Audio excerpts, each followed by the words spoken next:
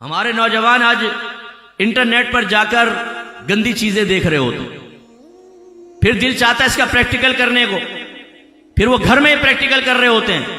بہت سی چیزیں بالکل ناجائز، حرام، مکروہ، بعض تو ایسی ہے جن سے نکاح ٹوٹ جائے اور آدمی کافر ہو جائے۔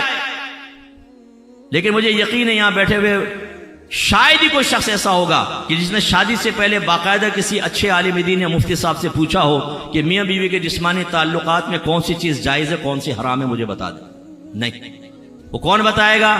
کزن، پپو پان والا، ٹیٹا دودھ والا، البلا جلیبی والا، چرسی موالی دوست، جن کو کچھ بھی ABC نہیں پتا، وہ بتائیں گے آپ کو۔ اور اس وجہ سے ہزارہ گنا ہمارے گھر میں بے برکتیاں۔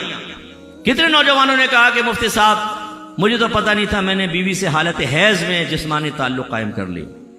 یہ جسمانی تعلق قائم کرنا حرام ہے، یاد رکھیں، اولاً حرام ہے، اور اگر کوئی جائز سمجھ کے کرے کہ آپ اس کو بتا دیں حرام ہے، بولے بھائی میں تو کرتا رہتا ہوں، میں کرتا رہوں گا، کافر ہو جائے گا فوراً، کیونکہ نص قطعی سے ثابت ہے، نص قطعی سے حرمت ثابت ہے کہ جب تمہاری عورتیں حالت حیض میں ہو تم ان کے قریب مت آؤ، یعنی جسمانی تعلق قائم نہ کرو۔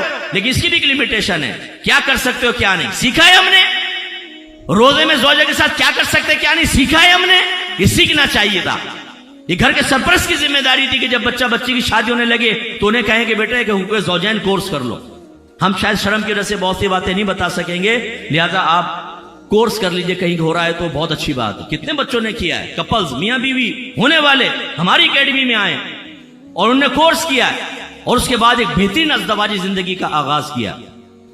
اب یہ باتیں خیر جو پرائیویٹ قسم کی ہوتی ہیں، یہ تو کوئی کلاس میں نہیں بیان ہوتی، لیکن جب ہم شعور دے دیتے ہیں تو پھر ہم کہتے ہیں کہ اپنا چاہے نام نہ لکھیں، آپ ایک ای میل کر دیں کہ بھائی یہ چیز میں کیا جائز ہے، یہ ناجائز ہے، ہمیں بتایا جائے۔ اگر ویڈیو اچھی لگی ہو تو اس کو دوسروں کے ساتھ ضرور شیئر کیجیے، اور ہاں ایسی ویڈیوز کے لیے چینل کو سبسکرائب کرنا مت بھولیں۔